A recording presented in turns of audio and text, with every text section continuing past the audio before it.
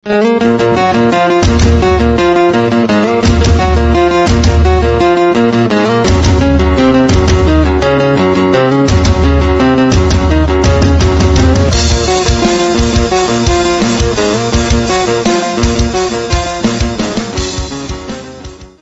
saja, Bai Shan tahu bahwa pria itu sangat mengerikan, jadi dia berkata pada Lin Tian.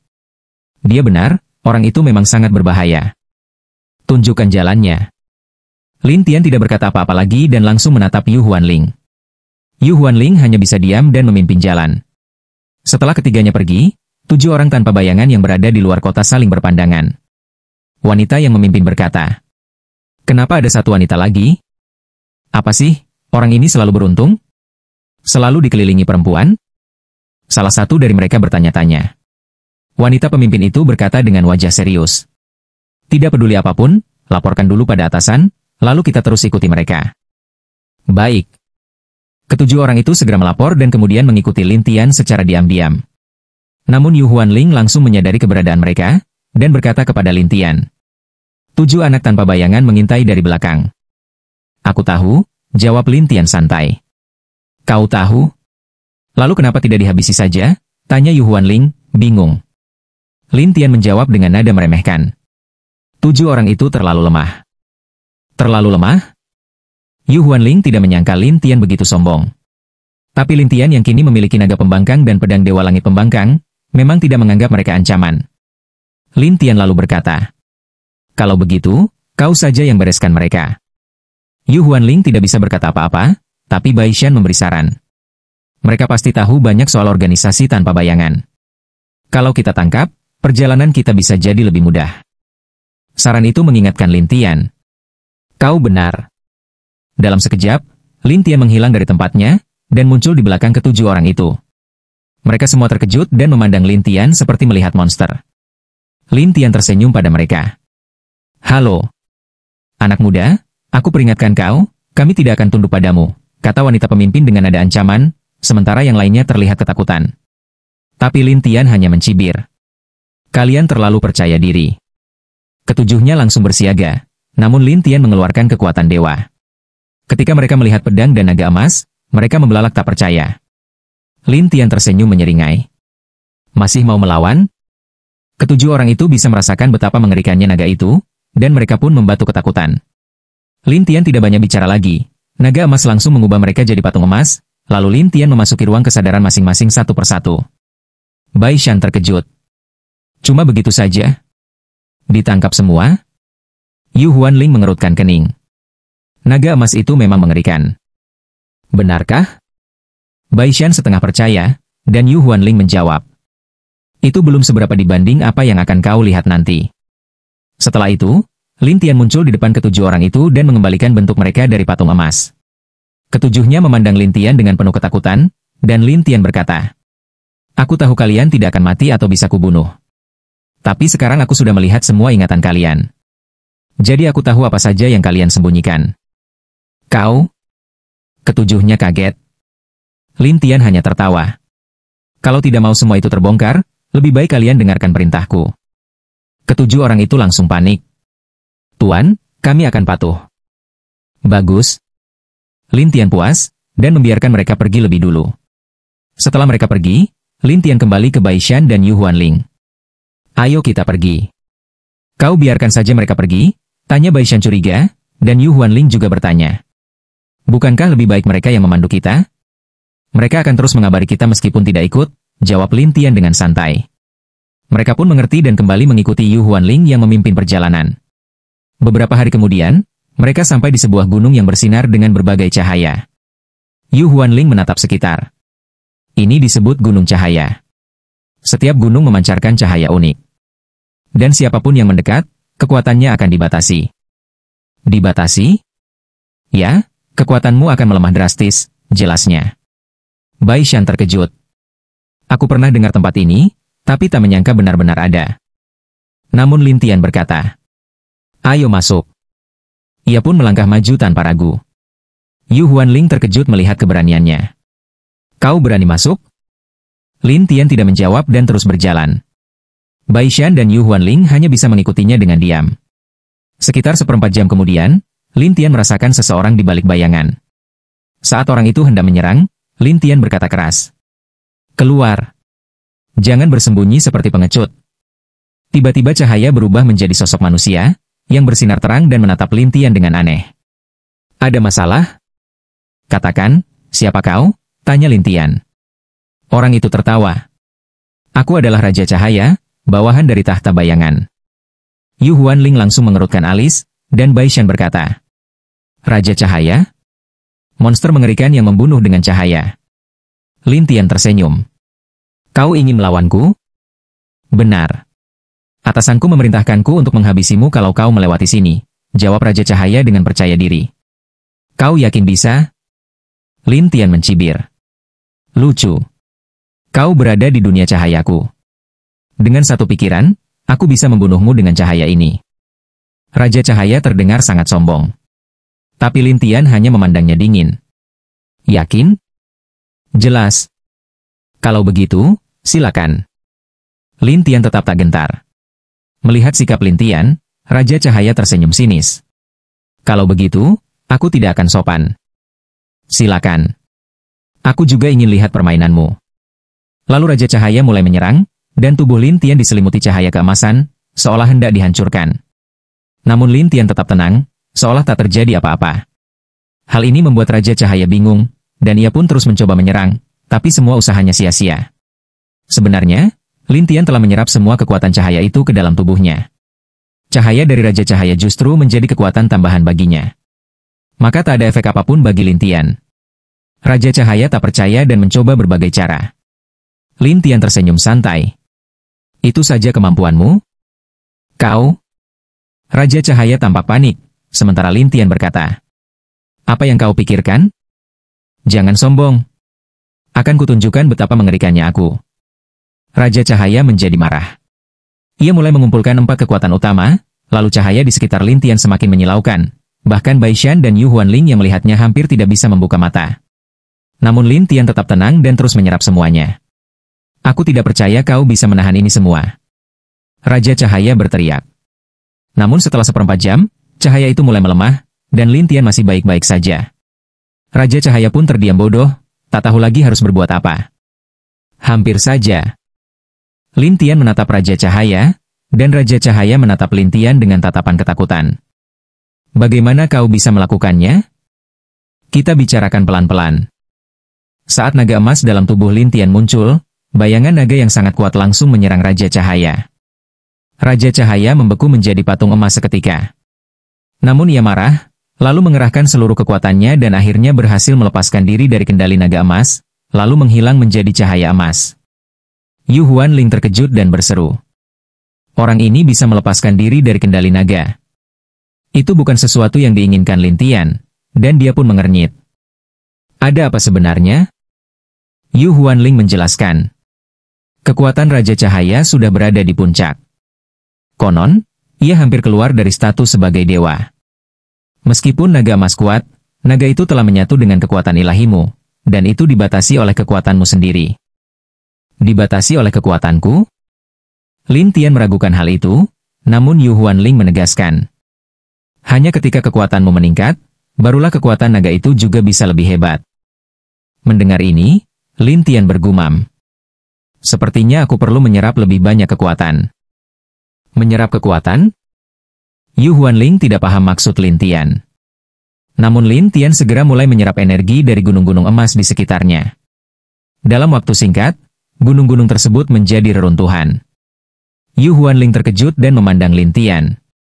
Kau ini monster. Tunjukkan jalan, kata Lin Tian tenang, dan Yu Huanling kembali memimpin. Di tempat lain, Raja Cahaya berdiri di depan cermin di dalam gua. Dalam cermin itu muncul sosok bayangan yang menatapnya tajam. Ada apa? Tanya sosok itu. Raja Cahaya menjawab. Tuan, saya tak menyangka akan seperti ini. Apa yang tak kau sangka? Sosok dalam cermin marah. Raja Cahaya menjelaskan. Orang itu sangat mengerikan. Bagaimana mungkin kau takut pada orang yang bahkan belum mencapai tingkat 9 bintang, kata sang sosok dengan marah. Raja Cahaya panik. Tuan, saya akan kukirimkan senjata sihir. Jika kali ini kau masih gagal, jangan berani-berani muncul di depanku lagi. Kemudian, sebuah pisau emas keluar dari cermin dan melayang ke tangan Raja Cahaya. Pisau itu seperti gergaji dengan bentuk aneh, namun memancarkan kekuatan luar biasa. Raja Cahaya terkesima. Luar biasa. Lalu ia pergi dengan penuh semangat. Di sisi lain, Lin Tian, Bai Shan, dan Yu Huanling melewati rawa-rawa, dan tampak mata-mata aneh muncul di sekeliling rawa. Bai Shan ketakutan. Apa itu semua mata? Yu Huanling menjelaskan. Itu adalah mata milik, tanpa bayangan.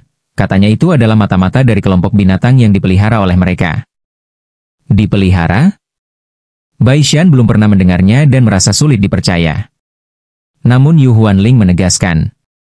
Wing, tanpa bayangan, adalah sosok misterius. Apapun yang dia lakukan selalu aneh. Bai Shan mengangguk, dan Lin Tian berkata, aku tak peduli soal mereka. Aku hanya ingin menemukan adik seperguruanku. Yu Huanling mengangguk. Baik, aku lanjutkan memimpin. Namun tiba-tiba, mata-mata itu melayang dengan kecepatan tinggi dan menyerang ketiganya. Yu Huanling langsung menyerang balik, namun mata-mata itu menghilang seketika dari posisi semula. Apa yang terjadi? Bai Shan ketakutan. Yu Huanling menjelaskan. Mereka bisa bergerak secara instan dan sangat cepat. Kalau kita terkena, kita akan terjebak dalam ilusi. Ilusi? Bai Shan tampak panik. Lin Tian langsung melepaskan pedang dewa, dan naga emas melilit di sekelilingnya. Begitu mata-mata itu menyentuh naga, mereka langsung terpental. Bai Shan lega. Syukurlah. Namun ia tetap khawatir. Kalau mata-mata itu masih ada, kita harus tetap waspada. Apakah masih ada yang lebih berbahaya? Tanya Bai Shan penasaran. Yu Huanling menjawab. Katanya kalau mata-mata itu tumpang tindih, mereka akan membentuk ruang ilusi. Ruang ilusi? Bai Shan mulai ketakutan. Yu Huanling melihat sekitar dan berkata, sepertinya sudah dekat. Benar saja, mata-mata itu mulai menyatu menjadi satu mata besar, dan ruang sekitarnya bergetar seperti fata morgana. Apa ini? Tanya Bai Shan. Kita masuk ruang ilusi, jawab Yu Huanling. Apa kita akan baik-baik saja? Bai Shan gelisah. Yu Huanling memandangnya aneh. Kau penakut sekali. Bai Shan menjelaskan. Aku memang dikejar oleh tanpa bayangan. Kalau mereka menangkapku, aku celaka.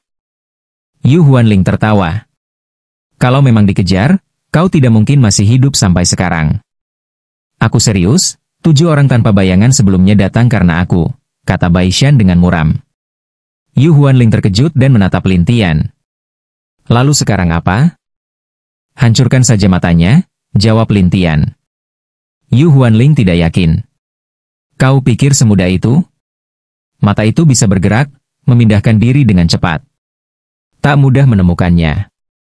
Namun Lin Tian mengaktifkan teknik mata ilusi dan teknik pengintaian ruang, lalu ia tersenyum. Tersembunyi di sudut. Di sudut? Akan kucari. Lin Tian langsung menghilang, dan Yu Huanling bertanya-tanya. Apa dia benar-benar bisa menemukannya? Bai Shan juga penasaran, hingga tiba-tiba Lin Tian muncul di satu titik dan menusuk sesuatu dengan pedangnya. Langit berubah merah, lalu terdengar teriakan mengerikan. Itu berasal dari mata ilusi tersebut. Ternyata Lin Tian telah menancapkan pedangnya tepat pada sumbernya, dan mata itu mengeluarkan darah dan sangat menyeramkan. Kau berhasil? Tanya Yu Huanling terkejut. Bai Shan yang melihat mata berdarah itu gemetar. Menyeramkan sekali. Namun Lin Tian hanya mengambil jiwa mata tersebut, lalu menoleh. Ayo kita lanjut. Bai Shan bergumam. Wing menyimpan terlalu banyak hal aneh. Yu Huanling menanggapi. Mereka merekrut banyak orang. Ini semua baru permukaannya saja. Kalau begitu, perjalanan kita pasti sulit, kata Bai Shan khawatir. Yu Huanling mengangguk. Benar, jalan ini pasti penuh bahaya. Bai Shan terlihat murung, namun Lin Tian berkata, tak peduli seberapa berbahaya, aku tetap harus maju demi menemukan adik perempuanku. Kalau kau takut, kau bisa pergi duluan. Aku bukan takut, Aku hanya, Bai Shan menjawab canggung. Lin Tian lalu mengembalikan batu-batu yang sebelumnya ia ambil dari Bai Shan, dan Bai Shan bertanya heran. Kau benar-benar mau mengembalikannya padaku? Lin Tian memandangi Bai Shan dan berkata, menurutmu, apa untungnya bagiku menyimpannya? Bai Shan mengambil kembali barang itu dan memandang Lin Tian. Terima kasih banyak. Setelah itu, Bai Shan berbalik dan pergi. Melihat Bai Shan pergi, Yu Huanling menatap Lin Tian dengan rasa ingin tahu. Kau benar-benar membiarkannya pergi? Kalau tidak begitu, mau bagaimana lagi? Kata Lin Tian sambil menatap Yu Huanling. Mendengar ini, Yu Huanling tersenyum. Kalau begitu, kenapa kau tidak membiarkanku pergi juga? Menurutmu itu mungkin? Lin Tian menatapnya tajam, dan senyum Yu Huanling pun langsung menghilang. Ia lalu bertanya. Lalu, apa yang harus kita lakukan selanjutnya? Tunjukkan jalan, kata Lin Tian. Yu Huanling tak punya pilihan selain memimpin lagi. Sekitar setengah hari kemudian, mereka tiba di sebuah hutan. Yu Huanling menjelaskan. Ini disebut hutan ajaib. Konon, begitu masuk, sulit untuk bisa keluar lagi. Mendengarnya, Lin Tian bertanya. Kenapa tidak terbang saja lewat atas? Di atas juga ada formasi. Sama saja, jawab Yu Huanling. Namun Lin Tian tak takut dengan formasi dan langsung berkata. Ayo masuk. Lalu ia terbang ke udara, dan Yu Huanling pun terpaksa mengikutinya. Dari atas, hutan tampak kosong dan tak terlihat apapun. Namun Yu Huanling merasa ada yang tidak beres dan mulai waspada. Tiba-tiba, sesosok bayangan emas muncul, Raja Cahaya. Dengan sebilah pedang di tangan, Raja Cahaya menatap Lin Tian dan berkata dengan nada kesal. Anak muda, kita bertemu lagi. Kau pikir hanya dengan senjata sihir baru, kau bisa membunuhku? Tanya Lin Tian sambil tersenyum. Raja Cahaya menjawab dengan bangga. Kau tahu seberapa hebat senjata sihirku ini? Yu Huanling memandang senjata itu dan bertanya. Apa itu pedang bayangan emas? Benar. Pedang bayangan emas bisa membunuh secara tak terlihat, jawab Raja Cahaya sombong. Yu Huanling langsung mengingatkan Lin Tian. Hati-hati, pedang ini tidak biasa. Lin Tian bertanya. Apa keistimewaannya? Yu Huanling menjelaskan. Katanya serangannya tidak terlihat dan bisa meledakkan cahaya emas dari dalam tubuh korban. Meledakkan cahaya emas? Ya, yaitu menciptakan bayangan-bayangan pedang di dalam tubuh lalu mengoyak tubuh dari dalam. Mendengar itu, Lin Tian berkata santai. Kedengarannya cuma untuk menakut-nakuti. Yu Huanling tak menyangka Lin Tian menganggapnya sepele. Lin Tian pun menantang. Ayo, tunjukkan seberapa hebat kau. Kau cari mati. Raja Cahaya menggeram dan melancarkan serangan dengan pedangnya.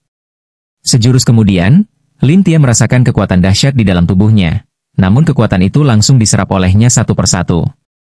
Raja Cahaya mengira Lin Tian akan mati, tapi Lin Tian masih berdiri tanpa cedera, dan menatapnya sambil berkata, masih ada lagi? Raja Cahaya dan Yu Huanling terpana. Kau, tak terluka sama sekali? Apa-apaan ini? Raja Cahaya mulai panik. Ini gila. Lin Tian tersenyum. Masih ada yang lebih gila lagi. Saat ia mengulurkan tangannya, pedang itu bergetar, seolah-olah ingin terbang ke arah Lin Tian. Raja Cahaya menggenggamnya kuat-kuat. Apa yang kau lakukan? Mari kita lihat bagaimana aku mengendalikannya, kata Lin Tian sambil tersenyum. Raja Cahaya panik. Kau ini monster. Lin Tian tersenyum sinis. Monster? Itu tepat. Pedang pun akhirnya terbang ke tangan Lin Tian. Karena Raja Cahaya bukan pemilik asli senjata itu, ia kesulitan mengendalikannya. Yu Huanling yang berada dekat Lin Tian sampai berkata, Gila, kau bahkan bisa mengendalikan senjata sihir itu. Ini belum seberapa, jawab Lin Tian tenang. Yu Huanling bingung. Kalau ini belum seberapa, lalu apa menurutmu yang seberapa? Lin Tian balik bertanya dan membuat Yu Huanling tak bisa menjawab. Raja Cahaya berteriak. Cepat kembalikan padaku. Kembalikan? Menurutmu mungkin? Lin Tian menggenggam pedang itu dan menyuntikkan kekuatan. Seketika, pedang itu memancarkan kekuatan besar, seolah jika diayunkan bisa langsung menembus tubuh siapapun. Raja Cahaya cemas. Apa yang kau lakukan? Lin Tian tersenyum licik, lalu mengayunkan pedang ke arah Raja Cahaya. Kekuatan besar langsung memasuki tubuh Raja Cahaya, hingga tubuhnya mulai retak sedikit demi sedikit. Akhirnya, jiwa Raja Cahaya terlepas dari tubuhnya dan berkata dengan putus asa. Aku tidak akan mati. Lin Tian tidak peduli. Mau mati atau tidak, bukan urusanku. Dengan satu gerakan, Lin Tian muncul di belakang Raja Cahaya dan mengubahnya menjadi patung emas. Raja Cahaya tidak bisa melawan kali ini. Ia hanya bisa berkata, anak muda, yang ingin menangkapmu itu para petinggi. Jangan salahkan aku. Petinggi? Ya, pemilik wilayah ini, jawab Raja Cahaya ketakutan. Lin Tian tertawa. Naif sekali kau ini.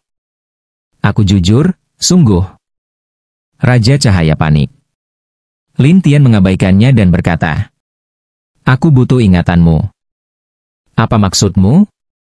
Lin Tian langsung memasuki alam spiritual Raja Cahaya, dan setelah mimpi iblis selesai bekerja, ia menemukan banyak informasi. Raja Cahaya ketakutan. Apa yang akan kau lakukan? Kau tinggal di sini saja, sebagai patung. Setelah itu, Lin Tian menyuruh Yu Huanling untuk kembali memimpin jalan. Yu Huanling bertanya penasaran. Apa yang kau temukan? Ingatan itu cukup menarik, jawab Lin Tian sambil tersenyum. Menarik? Orang itu, sang petinggi, memberinya pedang ini untuk membunuhku. Yu Huanling tidak paham. Kenapa mereka begitu ingin menyerangmu? Mungkin karena aku pernah bantu wanita itu, dan membunuh 7 bayangan sebelumnya, kata Lin Tian. Yu Huanling masih tidak yakin. Mungkin tanpa bayangan membencimu karena kau mengganggu kekuatan mereka. Benci aku? Aku bahkan tak kenal dia, jawab Lin Tian sambil tersenyum getir. Namun Yu Huanling ragu-ragu. Mungkin kau pernah bertemu dengannya? Pernah? Lin Tian langsung teringat bahwa sebagian ingatannya tersegel, membuatnya termenung. Melihat Lin Tian tenggelam dalam pikirannya, Yu Huanling bertanya. Apa kau mengenalnya? Sejujurnya, sebagian ingatanku tersegel. Aku tak tahu dari mana asalku, atau apa yang pernah kulakukan. Mendengarnya, Yu Huanling menatap Lin Tian dengan tatapan aneh. Kau serius? Kau pikir aku bohong? Lin Tian tersenyum. Yu Huanling terdiam, dan Lin Tian pun membersihkan pikirannya lalu berkata. Baiklah, ayo lanjutkan. Kita lewati hutan ini. Setelah keluar dari hutan, mereka melihat sebuah kota besar. Yu Huanling memandang ke arah Lin Tian dan berkata, ini disebut kota angin raksasa.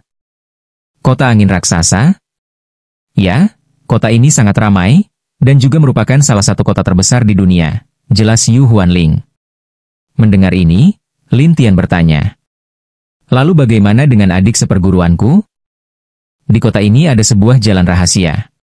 Lewat jalan itu, kau bisa sampai ke suatu tempat, dan dari sana, kau bisa menemukan adik seperguruanmu, ujar Yu Huanling sambil menatap Lin Tian. Bagaimana kau tahu dia ada di sana? Aku yang membawanya ke sana. Kenapa? Lin Tian menatap tajam Yu Huanling. Dengan canggung, Yu Huanling menjawab. Aku bekerja sama dengan Tian Luocha, jadi. Lin Tian langsung berkata dingin. Kalau begitu, lebih baik kau berharap dia tidak apa-apa, kalau tidak kau tahu sendiri akibatnya. Mendengar itu, ekspresi Yu Huanling langsung berubah jelek. Semoga dia baik-baik saja. Tak lama kemudian, mereka masuk ke kota. Kota itu memang ramai, dan terlihat para penduduk sangat sibuk. Namun di sini, semua orang adalah kaum abadi. Selain itu, banyak penjaga yang berpatroli. Penjaga-penjaga ini dari faksi mana? Tanya Lin Tian. Yu Huanling menjelaskan. Kalau tebakan saya benar, mereka dari kekuatan bayangan tak kasat mata, Wuing. Mendengar nama Wuing, Lin Tian berkata. Kuharap mereka tidak menggangguku. Kalau tidak, jangan salahkan aku bersikap kasar. Aku khawatir kota besar ini menyembunyikan kekuatan yang belum kita tahu, kata Yu Huanling. Namun Lin Tian tak menggubrisnya dan berjalan terus. Tapi para penjaga diam-diam memperhatikan Lin Tian, meski tidak berani mendekat. Tak lama kemudian, muncul rombongan orang yang membawa banyak peti mati batu. Tampaknya ada seseorang yang baru meninggal. Lin Tian awalnya ingin menghindar bersama Yu Huanling, tapi peti-peti batu itu tiba-tiba terbang dan mengelilingi mereka, membentuk sebuah penghalang. Orang-orang di sekitar mulai bergumam. Lihat! Dua orang itu terjebak oleh monster batu tua. Kenapa mereka sampai dijebak begitu? Mungkin mereka menyinggung Wu Ying. Salah satu peti batu memancarkan cahaya coklat, dan seseorang dari dalamnya tersenyum ke arah Lin Tian. Anak muda, kau cukup hebat bisa mengalahkan Raja Cahaya. Kalau kau tahu aku bisa mengalahkannya, bukankah kau takut aku juga bisa mengalahkanmu? Balas Lin Tian. Namun monster batu tua itu tertawa. Apa yang lucu? Tanya Lin Tian. Aku tertawa karena kau begitu bodoh. Baiklah, ayo kita lihat seberapa hebat dirimu, kata Lin Tian. Peti-peti batu itu pun terbang, dan dari dalamnya keluar mumi-mumi dalam jumlah banyak. Yu Huanling terkejut. Itu mumi-mumi dewa. Apa istimewanya? Tanya Lin Tian. Yu Huanling menjelaskan. Mereka tidak takut kekuatan para dewa. Tidak takut kekuatan dewa? Lin Tian penasaran, lalu langsung menggunakan naga emas dan pedang ilahi. Tapi dua serangan ini tak berdampak apa-apa. Bahkan kemampuan, membekukan, dari naga emas pun tak bekerja. Orang dalam peti batu itu dengan bangga berkata, Anak muda, jangan buang-buang tenagamu. Ini bukan mumi sembarangan. Aku punya caraku sendiri. Lin Tian lalu menyebar banyak bayangan dirinya. Melihat itu, si monster batu tua tertawa. Kau pikir aku tak berani menghadapimu? Bayangan-bayangan itu mulai menyusup ke dalam tubuh para mumi, tapi si monster batu mencibir. Masuk ke dalam mumi-mumiku? Kau cari mati. Namun Lin Tian tetap diam. Di dalam ruang kesadaran, Lin Tian menggunakan teknik jiwa tingkat tinggi untuk mengusir roh-roh yang mengendalikan mumi satu persatu. Roh-roh mumi itu sebenarnya dikendalikan oleh monster dalam peti. Tapi teknik jiwa Lin Tian perlahan mengalahkan kontrol mereka, dan akhirnya semua mumi berbalik arah dan berada di bawah kendali Lin Tian. Kemudian Lin Tian memerintahkan mumi-mumi itu mengelilingi peti batu si monster. Para penonton pun terkejut bukan main. Beberapa orang bergumam tak percaya. Dia mengendalikan mumi monster batu tua itu? Menarik sekali. Gumam yang lain. Monster batu tua itu marah di dalam peti. Anak kurang ajar, urusan kita belum selesai. Lalu, banyak roh-roh muncul, mencoba mengambil alih mumi kembali. Tapi Lin Tian terus memperkuat kendalinya, dan para mumi pun masuk kembali ke peti-peti mereka. Dari dalam peti, monster batu tua berteriak. Kau percaya atau tidak, aku akan membunuhmu. Lin Tian tertawa. Bunuh aku? Kau pikir kau mampu? Tunggu saja. Peti itu pun melompat dan menghilang. Orang-orang bertanya-tanya kemana perginya monster batu tua itu. Yu Huanling menarik napas lega. Baguslah dia kabur. Aku pun tak tahu harus bagaimana kalau dia bertahan. Lin Tian tertawa. Bukankah kau bisa menyamar dan ganti-ganti wajah? Kenapa takut? Yu Huanling menjawab. Bisa menyamar bukan berarti bisa mengalahkannya. Lin Tian tersenyum. Aku cuma tertawa melihat kekuatan Wu Ying ternyata begini lemah. Masa mengirim orang macam itu? Yu Huanling menjelaskan. Bukan karena mereka lemah, tapi karena kau terlalu kuat. Jadi kekuatan yang mereka bisa kirim juga terbatas. Lin Tian tidak menganggap serius dan berkata, Ayo lanjut. Yu Huanling pun kembali memimpin, dan mereka tiba di sebuah penginapan. Tapi orang-orang di sekitar penginapan terlihat tidak ramah, bahkan terlihat ingin menyerang. Yu Huanling menjelaskan. Penginapan ini memiliki sebuah gerbang masuk ke tempat tujuan kita. Tapi gerbangnya selalu berubah tempat, jadi kita harus mencarinya. Lin Tian bertanya. Gerbangnya di dalam penginapan ini? Iya. Lin Tian pun menyebar bayangan dirinya untuk mencari. Namun si pemilik penginapan menghentakkan sempoa dan berkata, Anak muda, ini penginapan, bukan tempat mainmu. Kalau mau bikin masalah, keluar saja. Kalau aku tetap ingin mencarinya, berarti kau tidak takut mati? Si pemilik memelototi Lin Tian, jenggotnya bahkan bersinar keemasan. Tapi Lin Tian tidak peduli dan menatap balik. Kau meremehkanku. Siapapun kau, kalau buat onar di sini, akan kuhabisi, ujar si pemilik, lalu dua penjaganya mengelilingi Lin Tian. Namun Lin Tian hanya menatap sekeliling dan berkata, "Aku punya banyak bayangan. Bisa kau cegah semuanya? Kalau tak bisa dicegah, tetap harus dicegah." Lucu, kata Lin Tian sambil tersenyum dan melanjutkan untuk melepaskan bayangannya. Tapi si pemilik penginapan menghentakkan sempoa dengan keras, dan terdengar suara aneh yang membuat bayangan-bayangan Lin Tian menghilang satu persatu. Lin Tian tidak menyangka bahwa si pemilik penginapan bisa begitu kuat, bahkan hanya dengan sempoa pun ia bisa melakukan serangan. Setelah menyadari bahaya, Yu Huanling menatap Lin Tian dan berkata, "Apa yang harus kulakukan?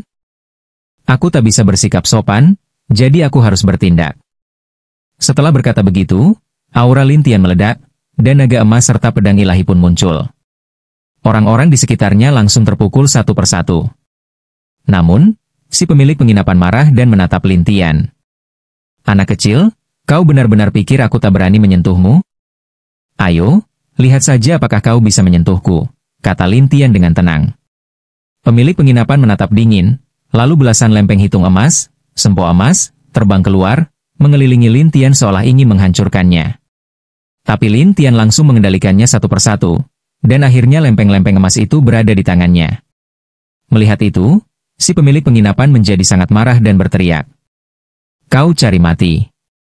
Ia ingin menarik kembali lempeng-lempeng emas itu, namun tidak bisa. Ia hanya bisa menatap Lin Tian dengan marah. "Anak, kau tahu apa itu kematian?" "Sudahlah, jangan omong kosong," kata Lin Tian sambil memerintahkan naga emas menyerang pemilik penginapan. Namun tubuh pemilik penginapan bercahaya emas, membuat serangan naga emas tidak mempan. Lin Tian terlihat heran, dan pemilik penginapan menyombong. "Lihat, serangan naga emasmu tak ada gunanya padaku. Kalau begitu, aku harus lebih serius." Lin Tian meloncat mendekat, tapi si pemilik langsung menyerang dengan telapak tangannya, menciptakan jejak telapak raksasa ke arah Lin Tian. Namun Lin Tian langsung menghilang. Anak itu cuma bisa menghindar. Pemilik penginapan melihat sekeliling dengan marah. Tiba-tiba Lin Tian muncul di belakangnya, membawa pedang dan menusuk. Tapi tubuh pemilik penginapan tertutup sisik emas, dan pedang itu mental begitu saja. Kuat sekali, pikir Lin Tian dengan serius. Pemilik penginapan hendak menyerang lagi, tapi Lin Tian kembali menghilang. Kemudian, pemilik memerintahkan, "Tangkap wanita itu untukku." Namun Yu Huanling menyamar, berubah menjadi orang lain dan mencampur dengan kerumunan. Orang-orang tidak bisa membedakan mana yang asli, dan bertanya ke pemilik. "Pemilik, lihat itu." "Lihat apa?" "Aku bukan buta," jawabnya dengan marah. Akhirnya mereka memutuskan, "Tangkap saja dua orang yang mirip." "Baik." Yu Huanling kaget, karena pemilik penginapan ingin menangkapnya untuk mengancam Lin Tian. Tapi saat Lin Tian muncul kembali, ia langsung melukai beberapa orang dan membawa salah satu dari mereka pergi, sementara Yu Huanling menyamar menjadi orang yang diculik.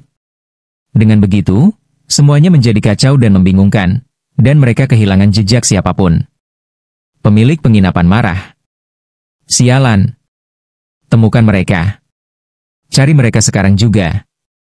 Sementara itu, Lin Tian tanpa terlihat, berjalan mengelilingi penginapan. Di bawah bimbingan Yu Huanling, ia menemukan sebuah ruang bawah tanah, namun tempat itu memiliki formasi sihir.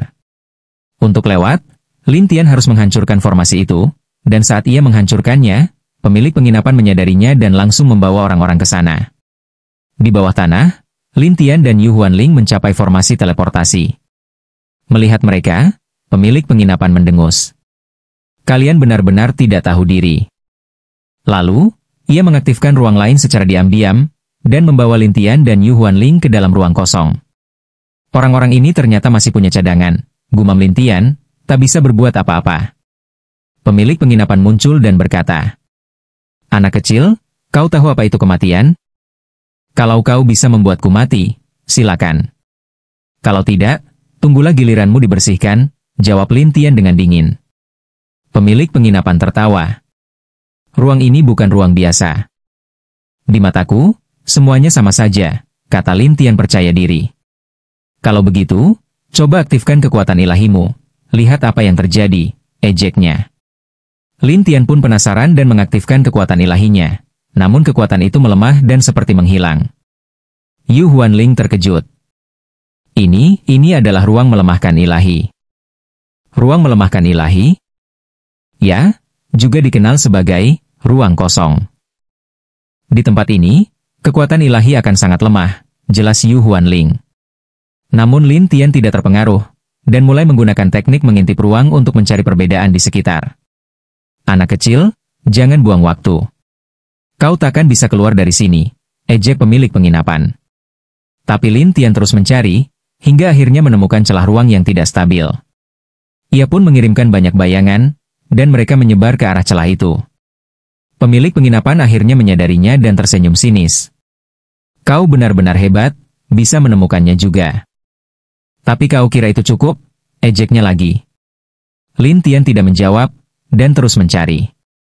Yu Huanling khawatir. Kita akan terjebak di sini selamanya. Tidak ada yang bisa membuatku terjebak, jawab Lin Tian dingin. Kau yakin? Tanya Yu Huanling ragu. Tentu saja. Kemudian Lin Tian berkata, masuk ke ruangku. Yu Huanling merasa tidak nyaman. Aku masuk duluan saja. Lin Tian tersenyum, langsung menangkap dan melemparnya ke dalam alat sihir ruangannya, lalu terbang ke langit. Lalu, Lin Tian menghilang ke dalam celah ruang yang dia temukan. Pemilik penginapan kebingungan. Hilang? Ternyata Lin Tian menyelinap ke dalam retakan ruang, dan berhasil keluar dari tempat itu. Saat ia muncul kembali, ia sudah berada di formasi teleportasi dan langsung pergi dari penginapan. Ketika pemilik penginapan menyadarinya, sudah terlambat. Sial. Anak itu kabur. Pemilik, sekarang bagaimana? Tanya seseorang. Yang lain menambahkan. Kalau Master Wuing tahu, bagaimana? Aku akan pergi menghadap Master Wuing sendiri, jawab pemilik dengan wajah muram. Ketika ia muncul kembali, ia tiba di sebuah gunung yang melayang di udara. Di atasnya hanya ada satu istana besar. Ia pun masuk ke istana, berlutut di aula utama, dan berkata ke arah bayangan gelap di udara. Tuanku. Bayangan hitam itu menjawab. Ada apa? Mereka kabur dari teleportasiku. Apa? Bayangan itu marah besar. Pemilik penginapan menjelaskan. Anak itu berhasil masuk retakan ruang dan menggunakan formasi teleportasi saat aku lengah. Bayangan itu berteriak murka. Sampah. Kalian semua sampah. Bahkan 2 orang saja tidak bisa kalian hentikan. Pemilik penginapan menjadi ketakutan dan berkata, Tuan, anak itu benar-benar menakutkan. Kami sama sekali tidak bisa menghadapinya. Tidak punya kemampuan? Seseorang yang bahkan belum mencapai tingkat 9 bintang, dan kau bilang kau tak bisa mengalahkannya? Jawab bayangan gelap itu dengan marah. Pemilik penginapan pun kebingungan. Tuan, saya. Aku tak mau dengar omong kosongmu, gerutu sosok gelap itu. Pemilik penginapan pun terdiam, tak berani bicara lagi. Setelah beberapa saat, bayangan gelap itu memerintahkan. Segel formasi teleportasi itu. Jangan biarkan itu muncul lagi. Tuan, maksud Anda? Aku akan mengatur orang untuk menghadapinya di tempat lain. Kali ini dia tidak akan bisa kemana-mana, gumam bayangan itu sambil berbalik dan pergi. Pemilik penginapan pun menghela napas lega, menenangkan pikirannya, dan kemudian meninggalkan tempat itu. Di tempat lain, Lin Tian dan Yu Huanling berdiri di sebuah gunung tandus. Kau bilang adik seperguruanku ada di tempat seperti ini? Tanya Lin Tian. Yu Huanling mengangguk. Ini adalah tujuan akhirnya. Tapi tempat ini aneh. Aneh bagaimana? Tempat ini disebut tanah tandus kekuatan ilahi. Ini adalah pusat dari dunia kami. Jika para pendatang luar ingin mendapatkan roh keabadian, mereka harus menemukan mata air tandus legendaris di sini, dan meminum air dari sana. Roh mereka akan menjadi abadi, seperti kami.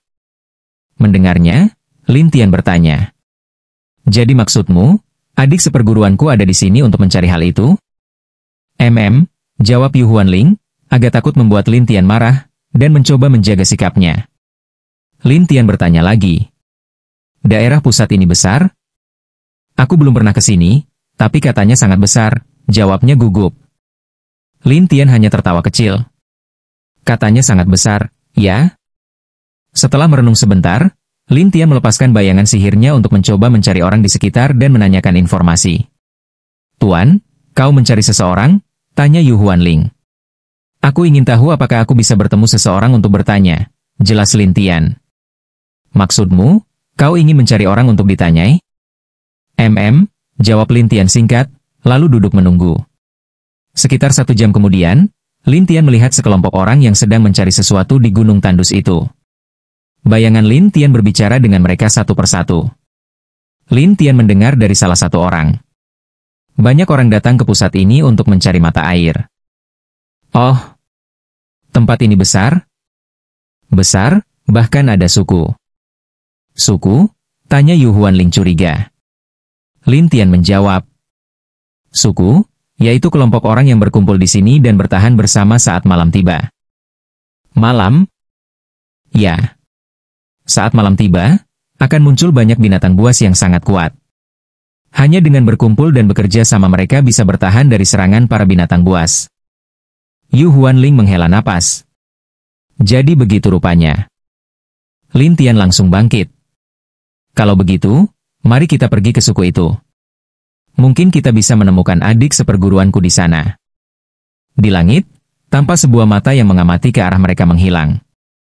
Saat Lin Tian dan Yu Huanling muncul kembali, mereka telah tiba di sebuah suku. Suku itu berada di sebuah gunung yang dikelilingi formasi, dan di sekitarnya ada banyak orang yang merupakan pendatang dari luar. Ketika mereka muncul, tidak ada yang curiga, karena semua orang menganggap mereka sesama pencari mata air, dan karenanya dianggap teman. Saat berjalan di pegunungan itu, Lin Tian dan Yu Huanling tidak menarik perhatian. Namun, Lin Tian ingin mencari jejak adik seperguruannya, jadi ia mengeluarkan potret sang adik dan mulai bertanya pada orang-orang. Pada awalnya, tak ada yang mengenalnya.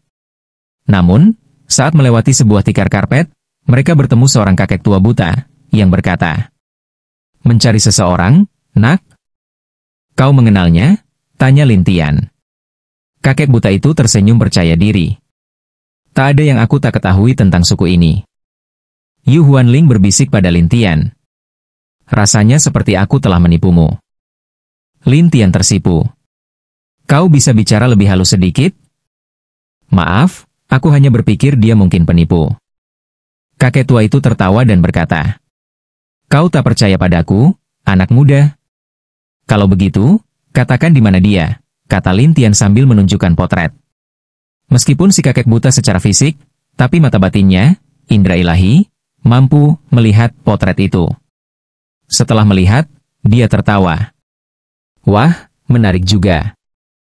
Katakan saja. Lin Tian menatapnya. Kakek itu ragu sejenak, lalu berkata, Bukan aku tak mau bilang, hanya saja. Hanya saja apa? Kau harus memberiku sedikit keuntungan. Kalau aku memberitahumu tapi tidak dapat apa-apa, kan tidak enak, kata si kakek sambil tersenyum. Apa keuntungannya? Lin Tian bertanya. Kakek itu menjawab, Di suku ini, ada seorang patriark. Dia memiliki sesuatu. Jika kau bisa memberikannya padaku, aku akan memberitahumu. Apa itu? Sebuah pil, disebut pil Tianyan. Lin Tian menatapnya dan berkata, Kalau aku memberimu pil itu dan kau tidak memberitahuku, aku tidak akan segan-segan. Tenang saja. Aku pasti akan memberitahumu, jawab sang kakek dengan percaya diri. Lin Tian pun meminta arah menuju rumah patriark, lalu pergi. Kau percaya dia? Tanya Yu Huanling. Percaya setengah-setengah, jawab Lin Tian. Kalau begitu kenapa masih mencarikan pil untuknya? Aku akan membuatkan pil untuknya, bukan mencurinya langsung, kata Lin Tian. Kau ingin membuat pil palsu? Tanya Yu Huanling terkejut. Bukan palsu, hanya mirip saja. Lin Tian memang bisa meramu pil, asal tahu resep dan bahan-bahannya. Jadi dia harus mengumpulkan informasi dari rumah patriark. Yu Huanling mendengarkan diam-diam dan mengikuti Lin Tian ke rumah patriark. Rumah itu seperti villa mewah. Tapi saat mereka tiba, dihentikan oleh penjaga. Ini rumah patriark. Orang luar dilarang masuk, kata penjaga. Aku ingin menyampaikan urusan penting pada Patriark, ujar Lin Tian. Penjaga itu menggeleng. Tidak bisa. Harus ada undangan dari Patriark baru boleh masuk. Lin Tian tak menyangka akan serumit itu. Yu Huanling berbisik. Lalu, sekarang bagaimana? Kita hanya bisa menyelinap, tapi cari dulu jalan sekitar, kata Lin Tian sambil pergi ke penginapan terdekat, diikuti oleh Yu Huanling. Kemudian, Lin Tian pergi dengan bayangan tak terlihat. Ya, waktunya habis. Bersambung ya bos. Besok kita lanjut lagi, oke?